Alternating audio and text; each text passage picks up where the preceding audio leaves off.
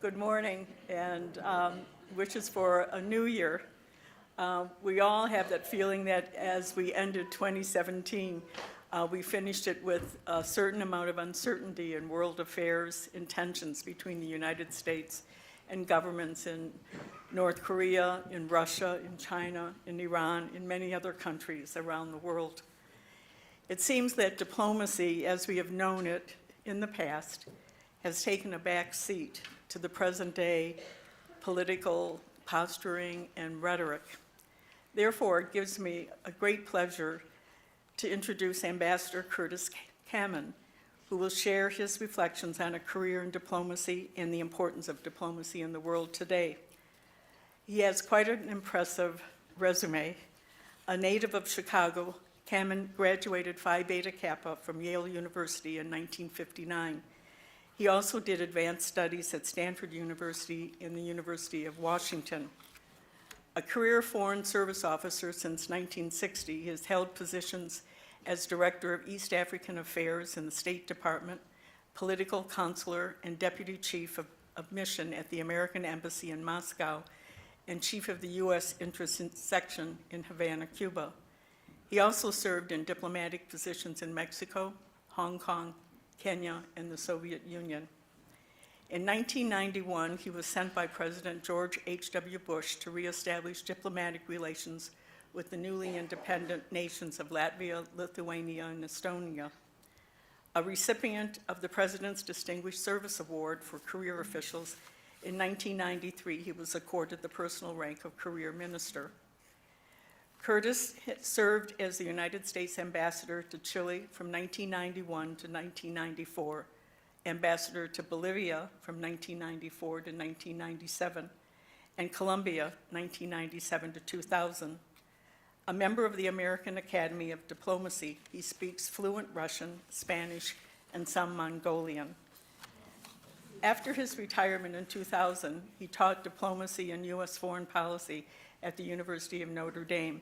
He and his wife, Mary, who grew up in a diplomatic family, moved to Freedom Village 3 years ago. Please join me in welcoming Ambassador Curtis Kamman.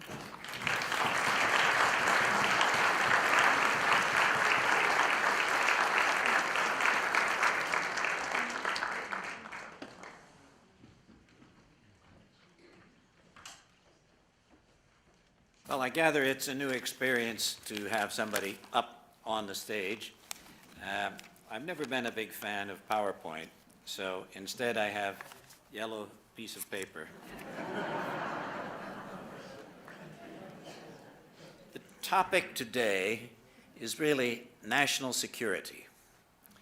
And national security, of course, has more than one element. There is the domestic side of it, whether our economy is strong. There is the foreign side of it.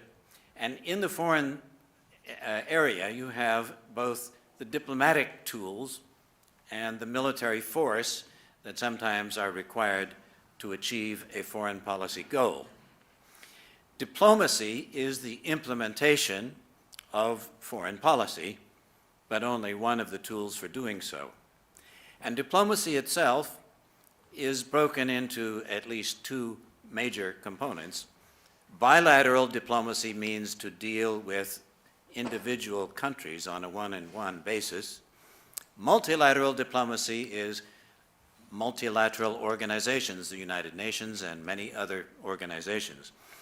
My experience has been almost entirely bilateral diplomacy, dealing with one or another specific country. And so today, I'd like to hit three themes and try to illustrate them from my career, which spanned 40 years. First of all, in diplomacy, patience is a virtue. If you wait long enough, the situation will change.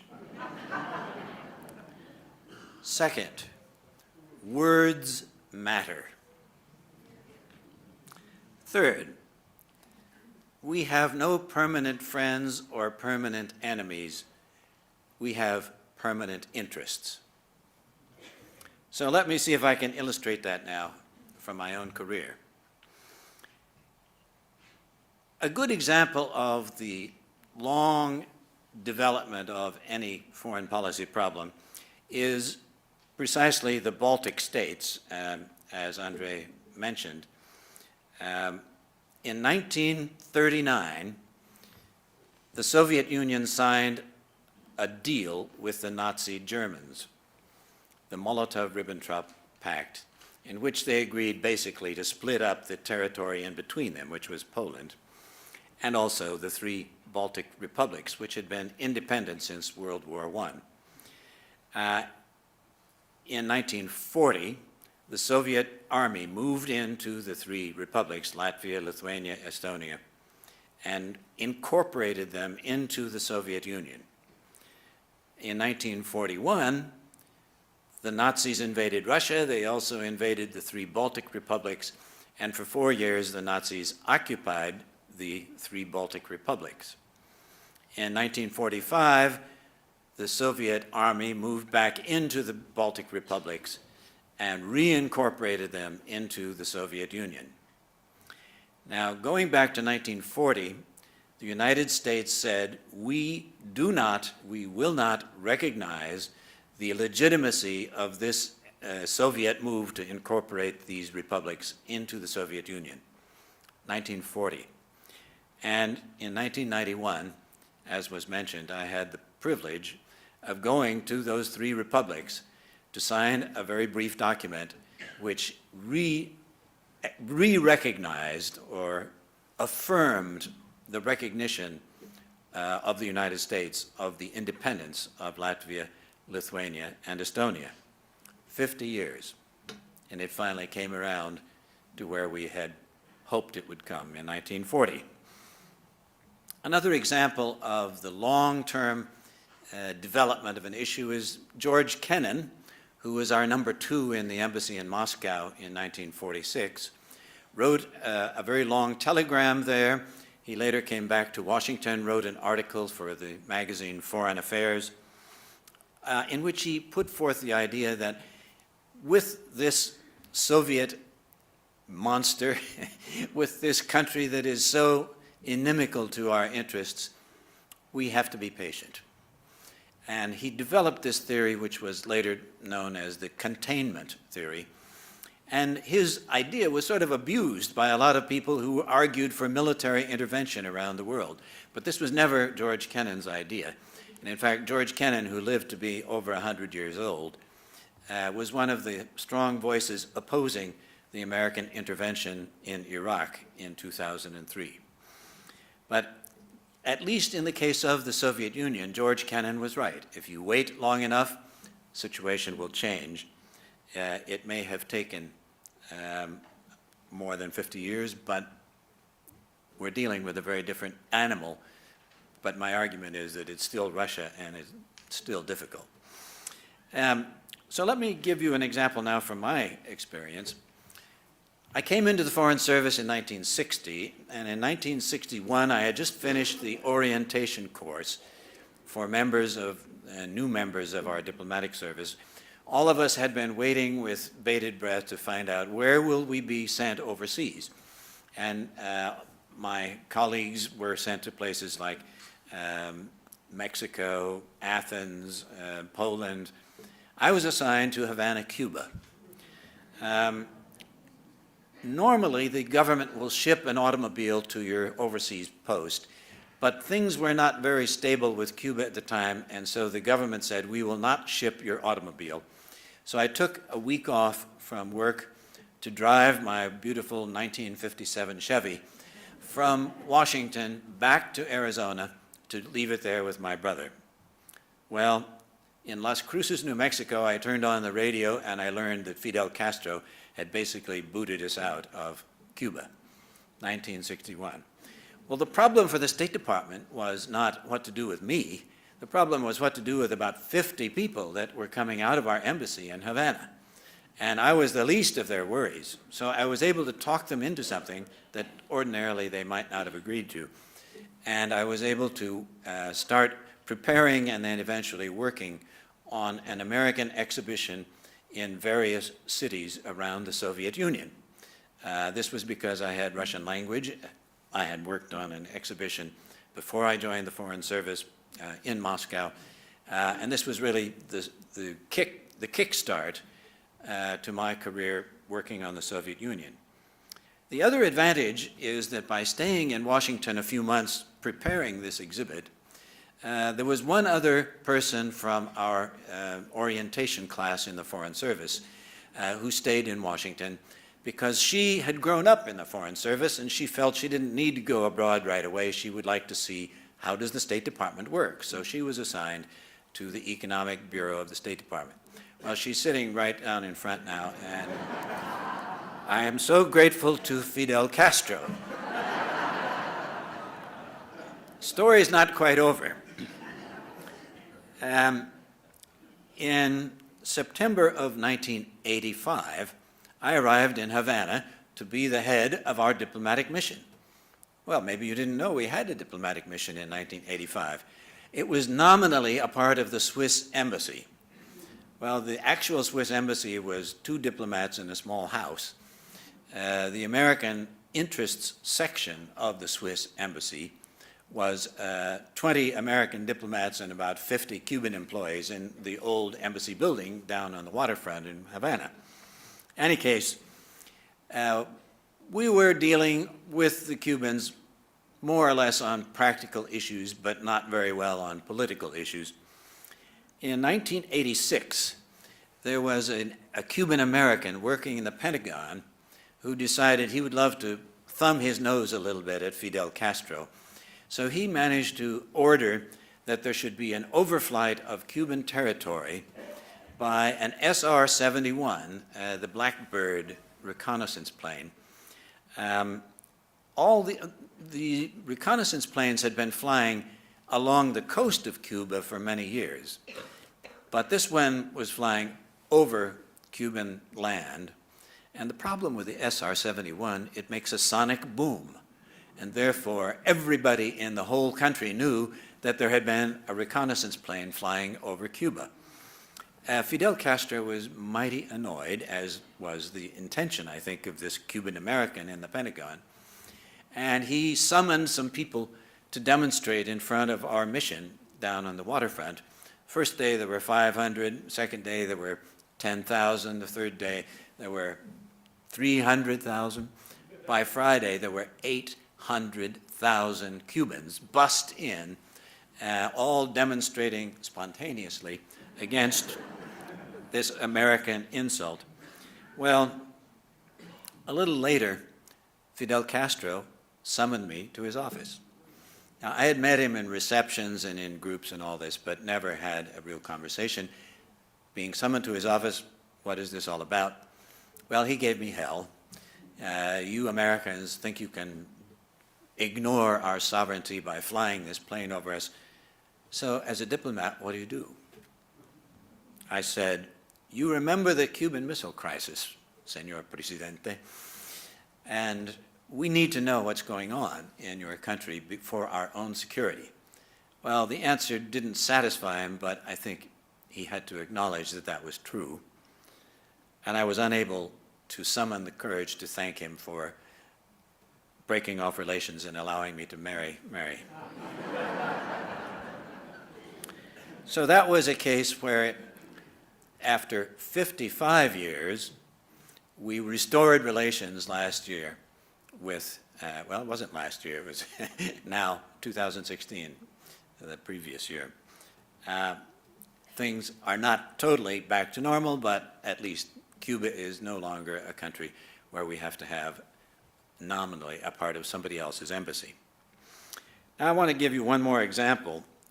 In 1979, I was working for the main advisor to Secretary of State Cyrus Vance for Soviet affairs, a man named Marshal Schulman.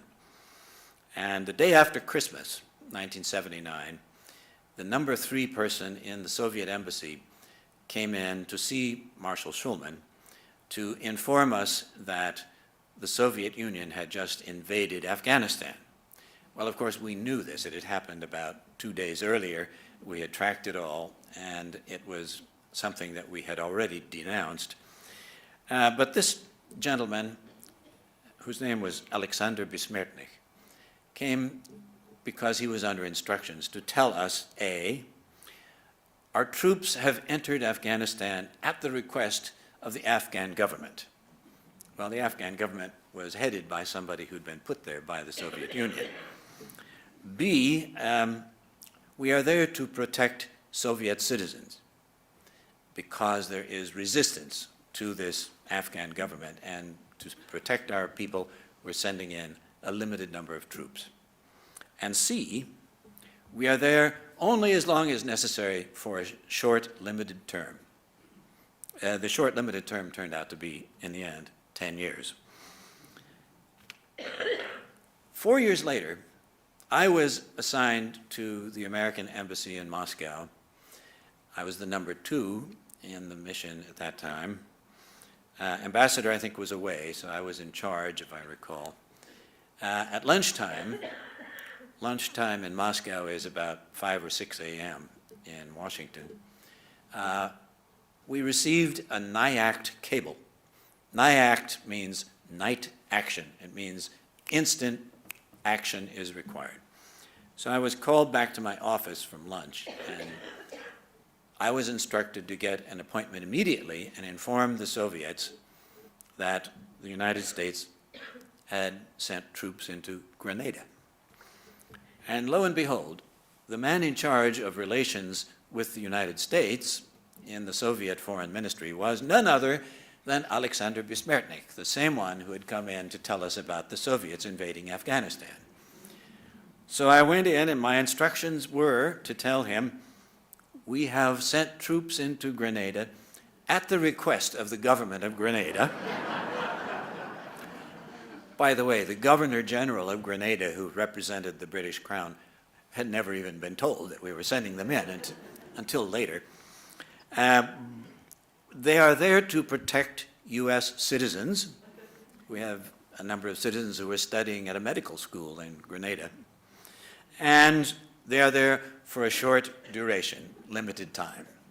Well, the limited time in our case was only 3 or 4 months. And ironically, we assisted the Soviet embassy in Grenada to evacuate their personnel because they were no longer welcome under the new government in Grenada. We flew them from Grenada to Mexico City, where they were able to pick up commercial Soviet Aeroflot transportation back to Moscow. And then a few years later, Soviet Union had long since left Afghanistan. We got involved in Afghanistan, and we needed overflight rights to help supply our troops in Afghanistan. We went to Russia, and Russia gave us the rights to overfly Russian territory to help supply our troops in Afghanistan. If you wait long enough, the situation does change. Now let me turn to the second theme of the day, which is that words matter. Now, you recall the Cuban Missile Crisis, 1962.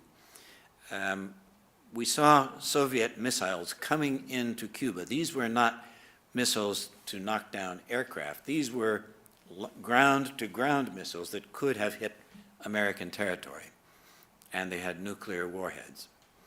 So this was a huge crisis. Kennedy decided that the ships that were being tracked carrying additional missiles should be stopped.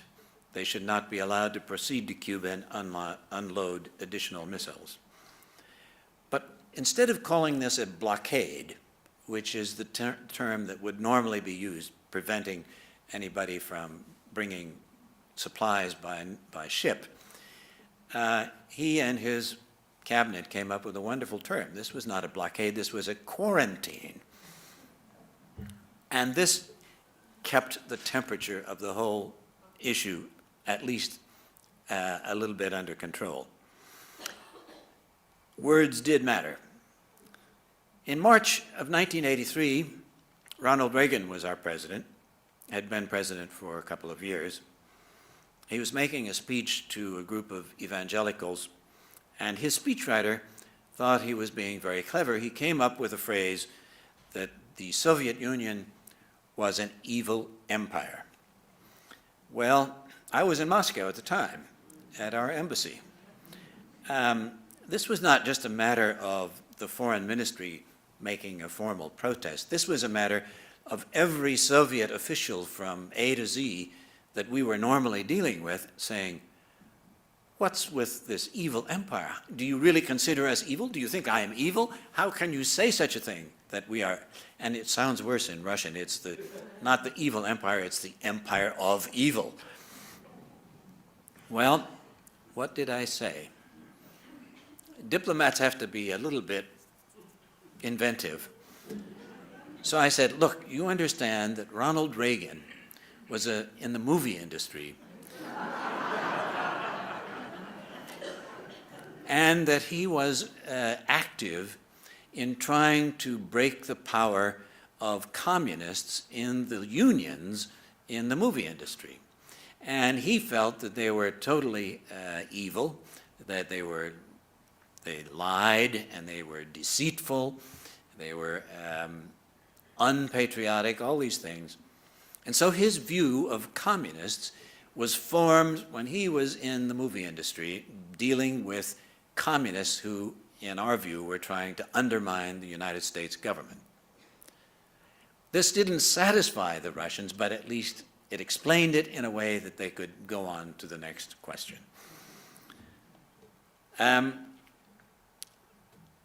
Recently, we've seen a great example, and I'm hesitant to bring in too many recent examples, but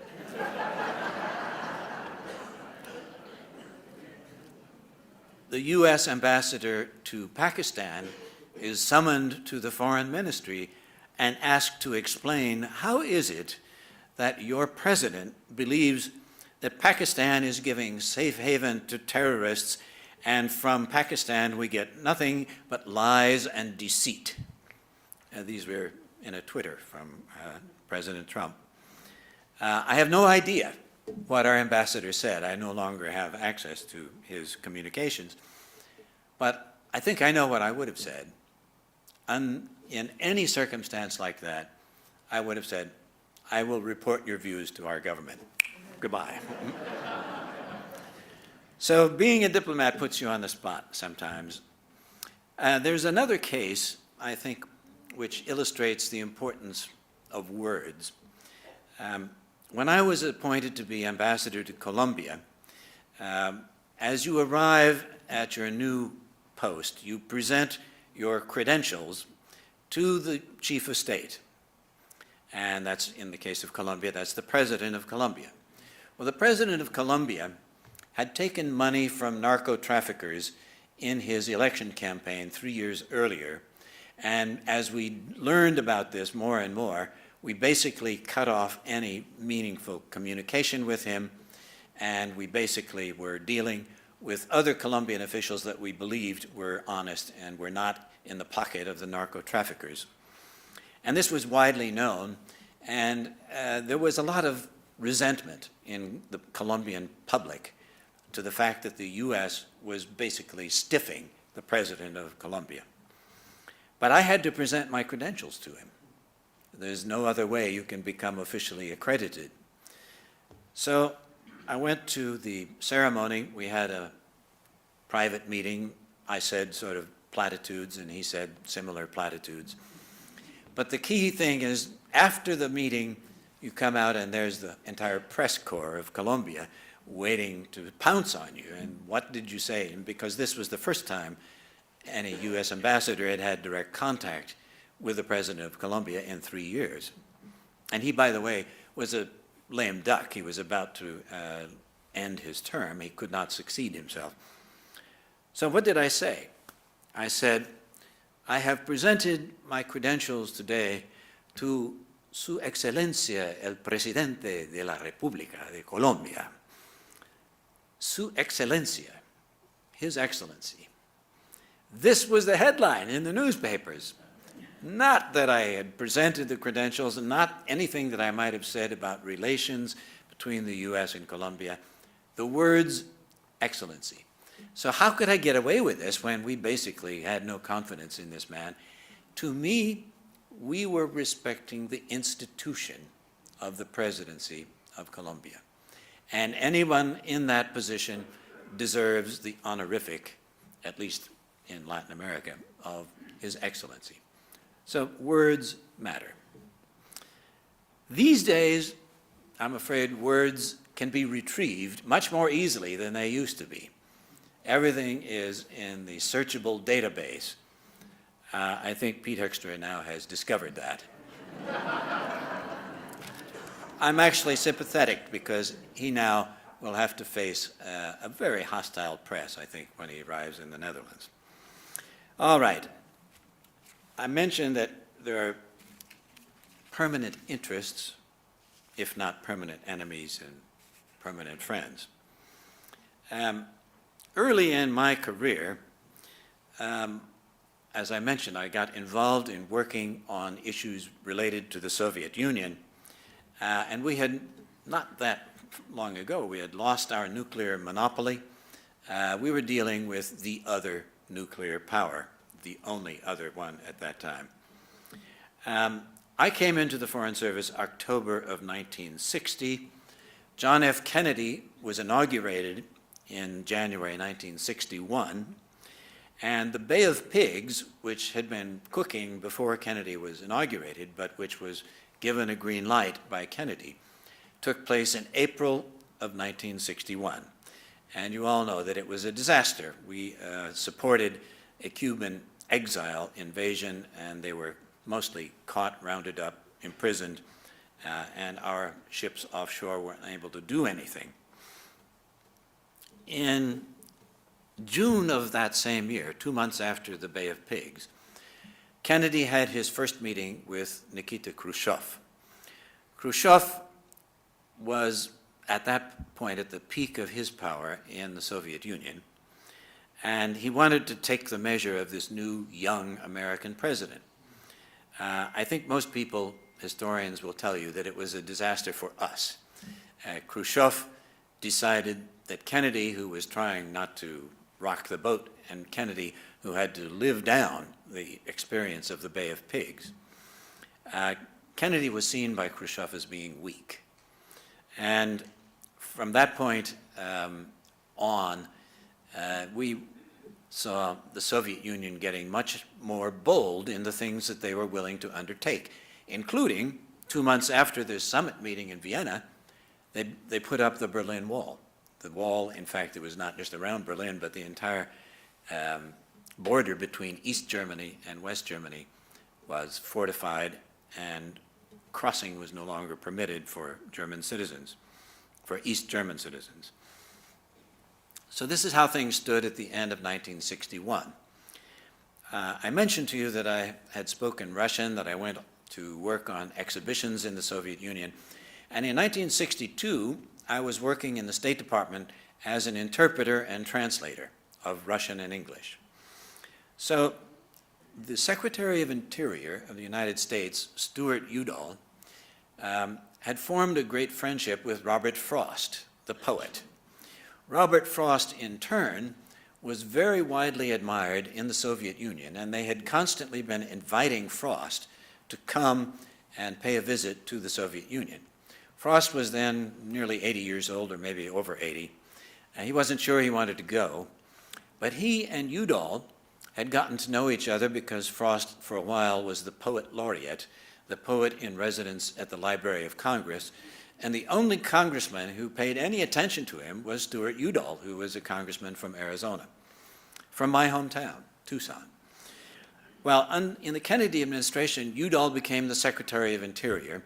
He decided, talking to Robert Frost, that the two of them would go together to the Soviet Union. And indeed they did, and I was sent along as an interpreter. When we arrived, programs diverged. Frost went and did literary readings, and Udall went to Siberia and looked at hydroelectric dams, other things that were relevant to his responsibility as Secretary of the Interior.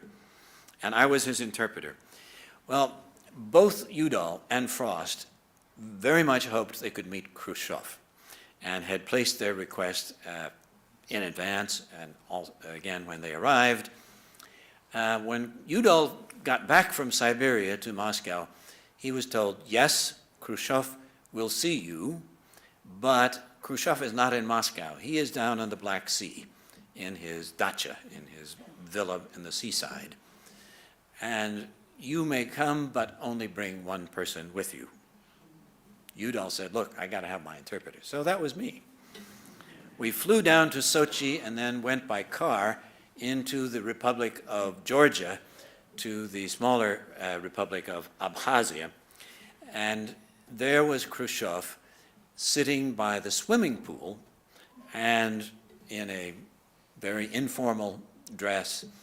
And he says to Udall, "Раздевайтесь," which in Russian can mean one of two things: undress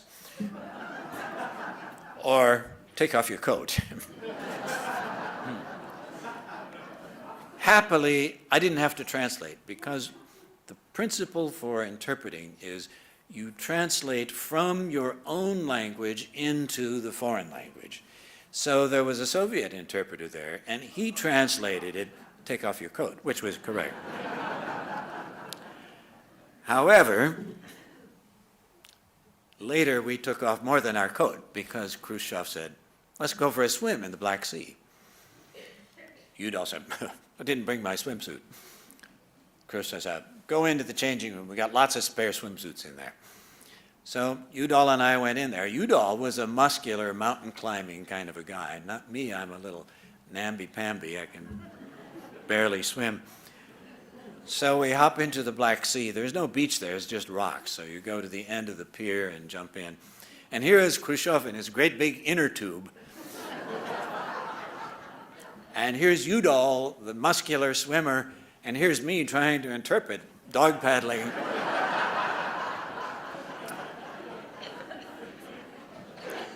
One of my more memorable experiences. But my point here also is, in their conversation, Khrushchev, who had been regarding Kennedy as a weakling, Khrushchev said, you know, I am partly responsible for Kennedy being elected. Where have we heard this before? How so, says Udall. Well, in 1960, before the election, which was a very close election, some American reconnaissance Air Force people were flying a plane around the edge of the Soviet Union, a reconnaissance plane to pick up intelligence, an RB-47. And they made a navigation error, and they were shot down. The pilots bailed out and all made it to land safely. And Khrushchev had decided in 1960 that he would release them. He made enough propaganda from their flight, and he was planning to let them go.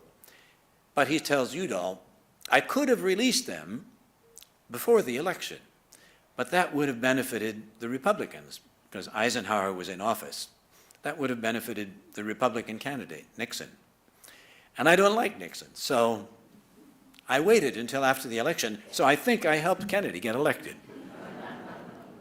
Well, this was a bit of ego, but who knows? Maybe it pushed somebody over the edge.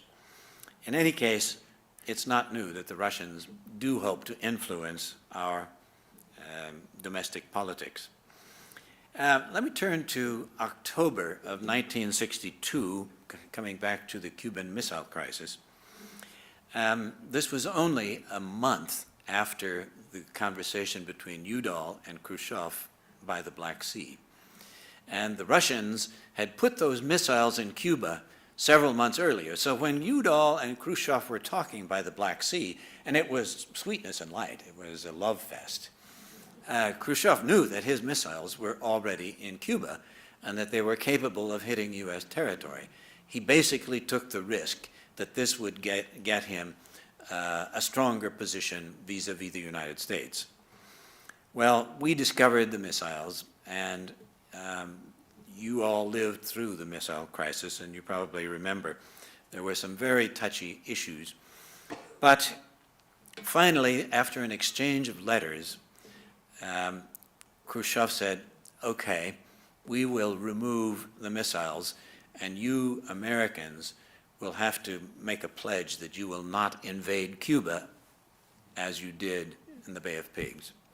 Well, Kennedy had no intention of invading Cuba. He was prepared to say that. What didn't come out until many years later was that Bobby Kennedy, Attorney General, brother of the president, had been having private conversations with Anatoly Dobrynin, the Soviet ambassador, and the Soviet Union had another demand, which was the United States should remove its nuclear-tipped missiles from Turkey, which is on the border of the Soviet Union. It had been the intention of the Pentagon, of the US, to remove those missiles anyway. They were no longer as important to our nuclear superiority, and there were some dangers in having them where they were because they could be attacked by the Soviets.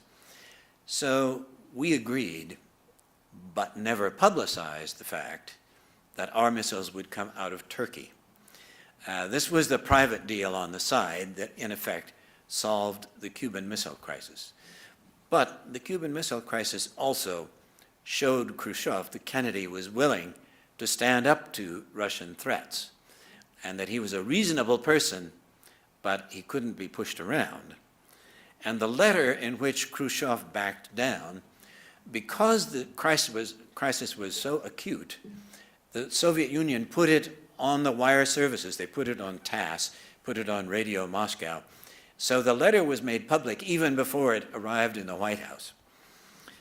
It arrived on a Saturday morning, and Kennedy convened his cabinet and immediately sent a reply before the Soviets could change their mind. We accept the terms of your withdrawal of your missiles. 2 o'clock in the morning, Saturday night, Sunday morning, I get a phone call at home. Kurt, would you come into the office? We have this letter we need you to translate into English. The letter that Khrushchev sent to Kennedy had been put on the air in English translation by the Russians, but quite prudently, the White House decided when the letter was finally delivered to the White House in Russian, they would like to have an official American translation. Happily, there were no changes. I mean, no significant changes. I fixed the grammar here and there. So 2 in the morning, there was my role in the Cuban Missile Crisis. The problem nowadays, leaders no longer will necessarily operate through their ambassadors. They are fond of picking up the phone. They talk to each other directly. Kennedy and Khrushchev never spoke by phone directly during the Cuban Missile Crisis. In fact, one of the outcomes of the crisis was they agreed to set up a direct communication link between Moscow and the United States. And many people have always thought of this as a red phone. It was not a voice link, it was text, it was telegraph, but encrypted so others couldn't listen in on it. Nowadays, you have telephones between leaders everywhere. I want to tell you one more little story and then I'll finish this up. In 2003,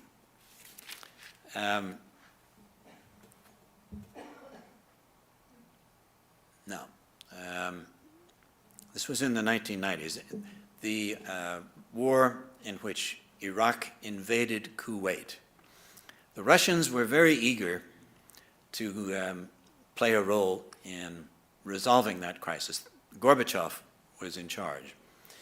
And they basically tried to find a peaceful solution, but Saddam Hussein was adamant he wasn't going to move his troops out of Kuwait. And we had begun bombing in Iraq, and we were preparing to move our troops in by land. The Russians sent a diplomat to Baghdad. He was unable to persuade Saddam Hussein to withdraw his troops from Kuwait. And so, as a last-minute thing, Gorbachev invited the deputy prime minister of Iraq, Tariq Aziz, to come to Moscow and see if some kind of an arrangement could be worked out. Tariq Aziz flew from Baghdad to Moscow, met immediately with Gorbachev. They talked until the wee hours of the morning, until probably 1 or 2 a.m. And basically, Gorbachev had no luck in talking him out of what the Iraqis were doing in Kuwait. But Gorbachev wanted to alert George Herbert Walker Bush about this conversation and make one more effort to persuade the Americans, don't invade. So at about 6 p.m. Washington time, which is the middle of the night in Moscow, Gorbachev had finished his conversation with Tariq Aziz, and he places a call to George Herbert Walker Bush. Now the problem is, no phone call from the Soviet leader to the White House had ever come through at 6 p.m. because it's the middle of the night in Moscow. And at 6 p.m., where are all the interpreters in the State Department? They're in rush hour trying to go home in the Washington traffic. This is before cell phones. And how are you going to get an interpreter? There's nobody around. So I got a call from Condi Rice at the White House. She was the National Security Council specialist on Soviet Union. And she said, Kurt, can you interpret? I said, yes. And Gorbachev gave his report. Luckily, this was a case where most of the talking was by Gorbachev, and the Soviet interpreter was putting that into English. And I just had to ask a couple of questions and a few comments by George Herbert Walker Bush. Where was I doing this? Sitting at my desk in the State Department. They just patched me into the telephone conversation. The president was in the White House, Gorbachev was in the Kremlin. I hadn't done any interpreting in a serious way in 10 years. If you wait long enough, things change. Well, that's it for a few anecdotes from my career in diplomacy. I'd be happy to elaborate, tell you some more war stories, or even possibly comment on the current state of affairs. Thank you.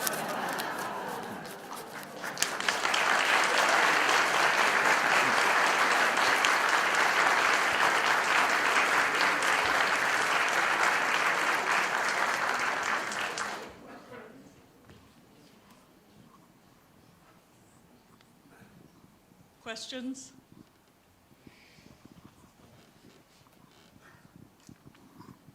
Question, would you consider running for president in 2020?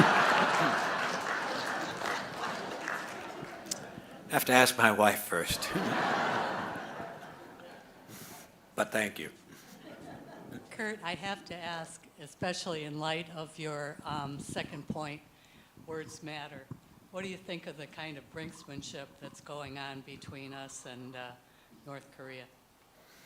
The question is North Korea especially. And I guess what I would say is North Korea has been a huge problem for us ever since the end of World War II. And the North Koreans have been enormously clever at getting other countries involved to support things that they want to accomplish. The Korean War was started by Kim Il-sung, the communist leader of North Korea, largely against the advice of the Russians and of the Chinese. In the end, the Chinese had to come in and save his scalp. They have been very unreliable negotiating partners. They have basically cheated on almost any deal that we attempted to make with them.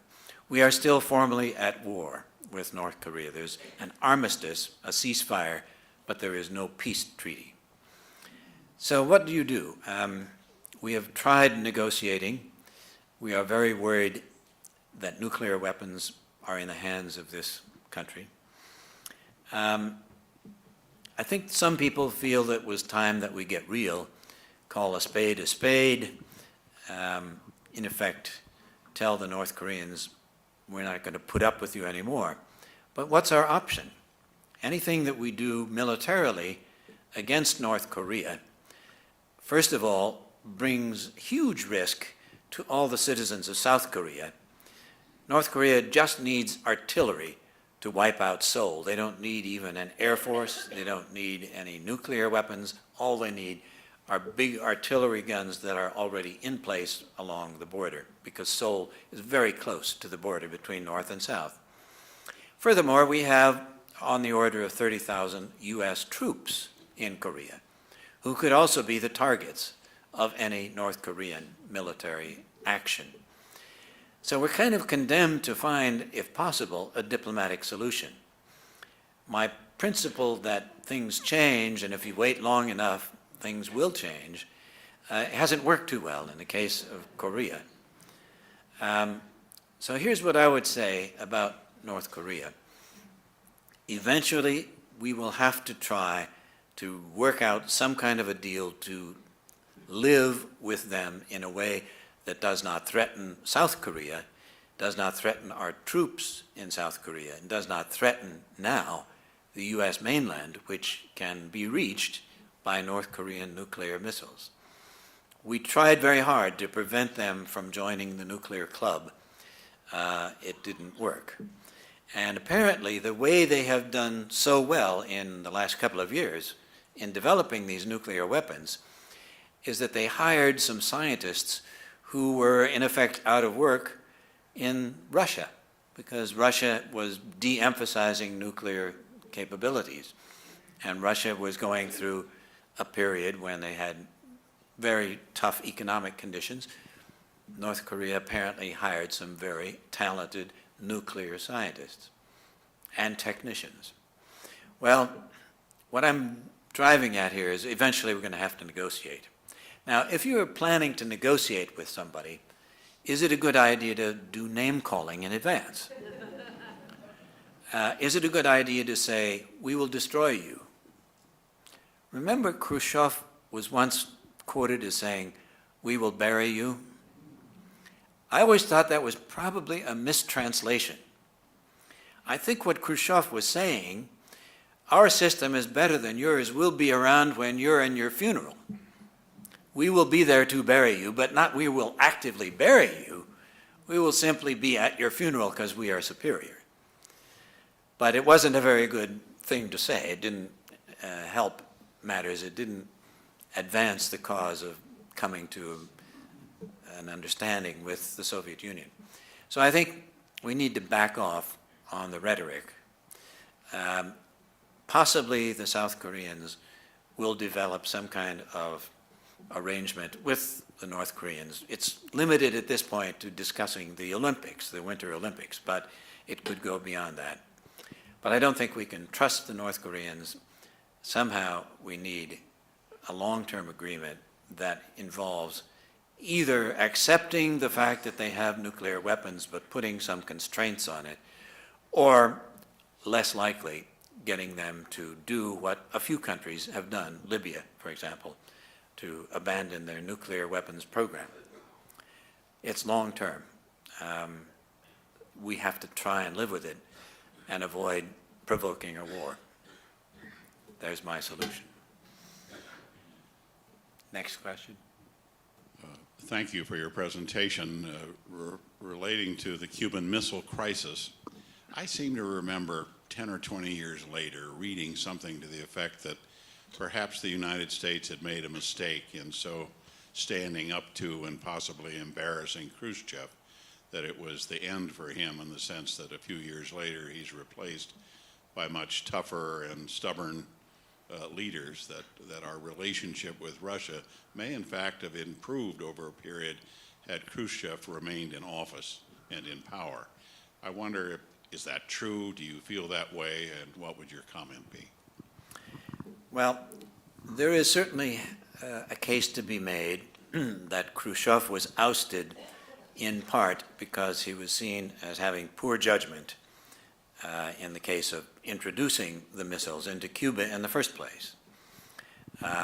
Fidel Castro, by the way, was hopping mad when Khrushchev agreed to take them out.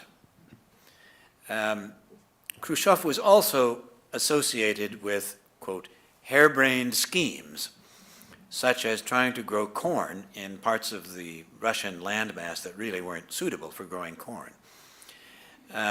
Why? Because he made a visit to a farmer in Iowa when he visited the United States and thought, wow, this corn is really terrific, and you can feed animals this, it'll solve our food problem, but it wasn't suitable for a lot of the climate in Russia. I do think that Kennedy could not have ignored Khrushchev's error when he put the missiles there in the first place. So I think his handling of the Cuban Missile Crisis could not have been much different. I mean, it could have been even more muscular and even more risky. It could have possibly involved a nuclear exchange. If you read McNamara's memoir, if you read some of the memoirs of people who were involved in it, there were some things such as shooting down an American reconnaissance plane over Cuba that could have led to actual hostilities, and you don't want to start hostilities with another nuclear power. So I think your point is certainly right. Khrushchev was ousted in part because of his poor handling of the Cuban Missile Crisis, but I don't think we could have done very much differently than what we did. We heard coming over today, I'm right here, that they're having hearings about the sonic attacks on the diplomats in Cuba today in Congress. And I wondered if you knew anything about that, and also if you had ever experienced any kind of thing like that in any of the embassies you worked at. Yeah, it's a very interesting question. The issue is people coming down with mysterious illnesses, and they all described some of the symptoms as being either a blinding effect or a ringing in their ears. I don't recall all the symptoms, but they couldn't be associated with any particular virus or any bacteria or anything of that nature. And these were almost all Americans, although there were a few Canadians and a few others experiencing the same thing in Havana. The Cubans have claimed that they are not doing any of this. And who knows? I mean, they would, of course, deny it. But they've been relatively cooperative in making available their own specialists and some of the people that could help to testify, that is to explain to us why this could or could not be true. My own experience is that for a period of time in the Soviet Union, we believed that the Russians were flooding our embassy with some kind of ultrasound, and that it was largely to pick up some kind of intelligence from within our embassy. It was not necessarily designed to create medical problems for our personnel. But we believed that it had reached the stage where some people were falling ill, and it was associated with these ultrasound waves. And we, by the way, were able to detect the waves, and we knew that this was happening. So I wouldn't put it beyond somebody who could be the Cubans, or it could be somebody else in Havana, targeting us with ultrasonic waves. I hope the hearings will bring this to light. I'm afraid that we still don't have a good explanation. I don't think that the Cubans necessarily have a good explanation. If so, they're not telling us. So I don't know that we're going to get the answer to this. If you wait long enough, we may find out.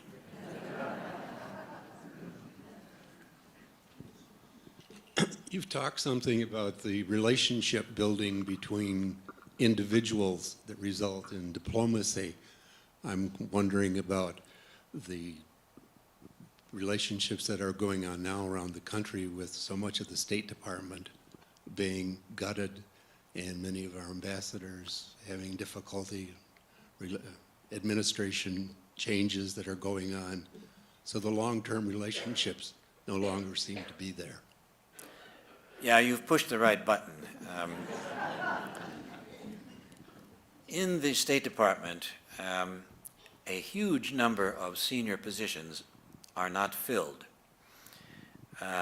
They're in the hands mostly of career people who are, in many cases, capable, but don't have the full authority that you would have if you are there and you are confirmed by the Senate and you are in good odor with the White House.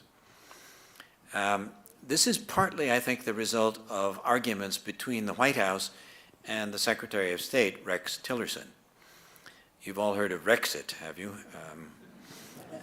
Brexit is the British leaving the European Union. Rexit is Rex Tillerson leaving the State Department. It's common knowledge that he's probably not going to be there that long. He doesn't get along too well with the White House, and many of the people that he wanted to bring in to the State Department, including his number two, have been turned down by the White House, and these are all presidential appointments, because the people in question are seen as being disloyal or negative towards President Trump. And I think in some cases, it's on the record, they have been negative towards President Trump. The other thing, however, is that Tillerson came in with the agenda to reform the State Department, to cut back substantially on its personnel, to cut its budget. The budget submission would have cut the State Department budget by 31%. That's 1/3 of all the money needed to operate our diplomatic posts around the world. I don't think any agency can accommodate that without some really great damage to its ongoing operations. I don't think the Congress, by the way, is going to accept this 31% cut, but there will be cuts. And many of the, there was a hiring freeze in the State Department, so none of the younger diplomats could be brought in at the bottom and gradually fill the pipeline to reach the top. In the State Department, we have a personnel system equivalent, let's say, to the military, where the top two ranks are 4 stars and 3 stars. We call it career ambassador, career minister. A total of 40 positions are considered career ambassador or career minister. 20 of the people who hold that personal rank are gone, either forced out or retired voluntarily. So we only have half the number of our most experienced people at the top. There's no promotion from down below filling the ranks. A lot of people haven't even been nominated to go through the Senate hearings to be confirmed. Some of the ambassador jobs have gone to political appointees, but most of the ambassadorial jobs are generally held by career people. 2/3 of our ambassadors normally are career people. 1/3 are political appointees. And a few political appointees have been confirmed. Virtually none of the career people have been advanced, and some of them are still in their positions. They were not required to leave. Only the political people were required to leave with the new administration. But we are, I think, in a position where the capabilities to carry out our diplomacy overseas are at great risk. A lot of damage is done already in the loss of experienced people. And I don't put it entirely on the White House. I think some of it is the notion of the Secretary of State. I think we need a totally different approach.